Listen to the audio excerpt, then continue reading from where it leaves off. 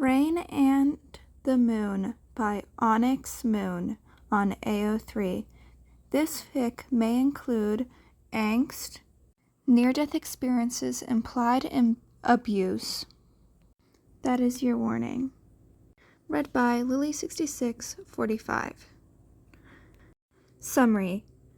Izuku was the vigilante called Rain. He gets added to a group chat. Eraserhead and Mike eventually come to think of Izuku as their son. Notes. Inspired by Wait, Why Can't I Leave? By Jazz-Taz.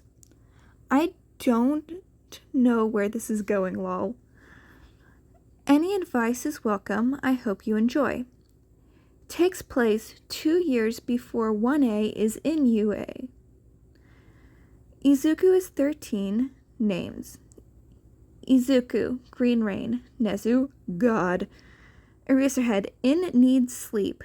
Mike, Loudmouth. Midnight, Sleep Gas. Chapter 1. Enter chat and start patrol. The fam? 2:23 p.m. God and 4 others were added. God. I have this chat for the entertainment of it. Eraserhead is online. Eraserhead's name was changed. In Needs Sleep. In Needs Sleep. I just want to sleep. Sigh. Mike is online. Mike's name has changed to Loudmouth. Loudmouth. Yeah! At In Need Sleep. Did you type out sigh? Loudmouth. And aren't you in class right now? In Need Sleep. Unfortunately. God muted In Need Sleep for 1 hour. God muted Loudmouth for 1 hour. God. Time to work. God is offline. 4:23. Sleep Gas is online. God changed Midnight's name to Sleep Gas. God. In Need Sleep. Loudmouth. Green Rain are online. Loudmouth. Who's at Green Rain? Green Rain. Green Rain. Hi. Waving emoji. In Need Sleep. I say we kick them out. Sleep Gas. You no fun, Shota. Sad face. Green Rain. I haven't done anything. In Need Sleep. You're an unknown person. I don't trust you to not do something. Loudmouth. Let them stay. Please, show. Sleep Gas. Please. Pleading emoji. Loudmouth. Can they stay at God? God. I don't see why this could be interesting. Happy face. Sleep Gas. Yay! Loudmouth. Yay! Green Rain is offline. Izuku. Izuku looked up from his phone with a confused expression. How did this happen? He was now in a group chat with 4 other unknown people. He looked back down at his homework with a sigh. The 13-year-old was exhausted from both school and his late night patrols. Speaking of patrols, he had that tonight. Is Eraser going to be there? Who will I fight? Izuku! Keep it down, brat! Inko shouted from the hall. Coming out of his thoughts, Izuku stopped the tapping of his foot and pencil. He couldn't wait for patrol. Rain was a vigilante that had been active for almost 2 years. They had no known quirk, but it was always raining/storming when they were out on the rooftops. Not a lot is known about them, besides that they have a black and dark blue hoodie and a face mask. It was almost 11, and that meant that Izuku was getting ready for patrol. Rain was pouring outside. He was adjusting his boat when his phone dinged. There was a notification from the chat he was out in. The fam? Loudmouth. Yo! Do you guys see the rain outside? Green Rain. It pretty. Loudmouth. Why are you up so late, little listener? Loudmouth. Little listener? Loudmouth. Hello! Izuku chuckled at Loudmouth, who he was pretty sure was Present Mike. He put his phone in the charger and set it on his desk. He needed to get on his way before the rain stopped. Izuku opened the window and hopped out. The rain poured over him when he did, but no, he was Rain now. Didn't care. It felt good. The coldness of it seeped into his clothes. Rain made his way to the nearest roof. After he climbed on the top of the roof, Rain walked over the railing and leaned on it, waiting until Racerhead showed up. That is the end of Chapter 1. On to the next chapter. Chapter 2. The Fall of Rain. Summary. Patrol gone bad. Aizawa. Shota was tired, but when wasn't he?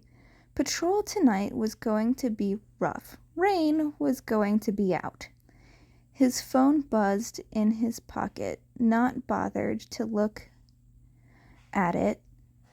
He opened the window and stepped out. Rain intentionally drenched him. This patrol was starting on the wrong foot. Izuku. Rain was bored. Was a racer even going to show? It was now midnight. Deciding he was done waiting, he leaned back and jumped to the next roof over. He had been out for about an hour or two now, with nothing exciting happening. Thunder rumbled overhead. Rain poured harder downwards. When Rain heard the scream, there had moved swiftly towards the sound. The scream came again, so he ran. After running over a handful of houses, he could finally pinpoint the exact location of the scream. Looking down, there was a woman and a man. The man was holding the woman against the alley with a knife to her throat. Said woman had her hands on the man's arm that had the knife. He had reached back to his pocket in hopes that the phone was there. His eyes widened when he remembered that he left it at home to charge. Shit! Now what am I going to do? I need to call Eraserhead. I can't do this alone. I could try, but that's a bad idea. Something sharp whipped past his left cheek, leaving a small spot that hurt. I know someone's there, the deep voice of the man yelled. Jumping off the roof, he landed on the alley floor. The man had on a suit, maybe a businessman, or just a villain that dressed fancy? He wasn't sure. Who are you? Standing back up, Rain answered. Rain! Aizawa. Shota had stopped on an apartment building roof to have his mid-patrol break. He thought it was weird that Rain hadn't showed, considering it had been raining for a good 2-ish hours. He was honestly starting to get worried that something happened to the vigilante. Pulling out his phone, Shota opened his and Rain's chat. Nighttime duos, 2:15 a.m. Eraser. Haven't seen you tonight. 2:23 a.m. Eraser. Rain, answer me. 2:25. Eraser. Rain. Shota heard a scream. It sounded close to him. Quickly putting the phone in his pocket, he ran towards the vague direction the scream came from. When he reached the alley, he froze at the sight. A kid was laying on the ground with a large man standing over him. His capture weapon shot out to wrap around the man's arm and waist. Hey! The man shouted. Jumped down, Shota tightened the bindings of his scarf. Looking down, there was a child laying unconscious. He bent down, eyes wide in recognition. It was Rain? Quickly, he put his hand on Rain's pulse point. Shota sighed in relief when he felt Rain's pulse. It was weak, but their breathing was sorta labored. That was no good. Pulling out his phone, he dialed the police. When the police arrived, they took the man away. This gave Shota the chance to focus on his kid. No, he was just a kid who happened to be Rain. The sirens and all the commotion must have awakened him because Rain was now beginning not to be taken to the hospital. Kid. Shota tried to get the kid to listen to what he had to say. No, I won't go, not to a hospital, Rain sobbed. Rain was losing a lot of blood at the large gash on his side. They need medical attention. Rain, you're losing a lot of blood. If we don't get you somewhere that can help you, you will die. Shota placed a hand on their head to try and comfort. He just needed to get through Rain's stubbornness. I'll even take you to UA so that Recovery Girl can heal you. At that, their crying started to slow. Will she leave my mask on? They asked on so pitifully hopeful.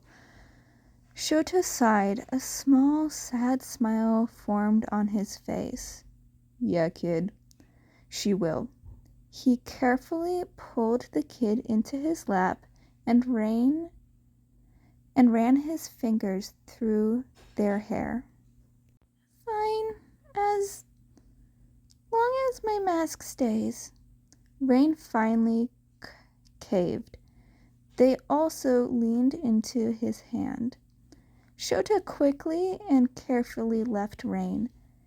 Hand still in the kid's hair, he walked over to Tsukuachi's cop car. Tsukiyuchi, can you drive us to UA? Said man jumped and tired in surprise. Oh, a racer. Sure, yeah, I can drive you to... He trailed off, seeming to figure that what Aizawa asked. Drive us to UA. Shota deadpans. somewhat irritated at having to repeat himself. Yes, of course I can. Shota opened the back door and set Rain inside. Once they are all situated, Tsukuyuchi started to drive. That is the end of Chapter 2 of Rain and the Moon by Onyx Moon on AO3. If you like this, please go support the original author. Link in the description below. Hope you have a great day.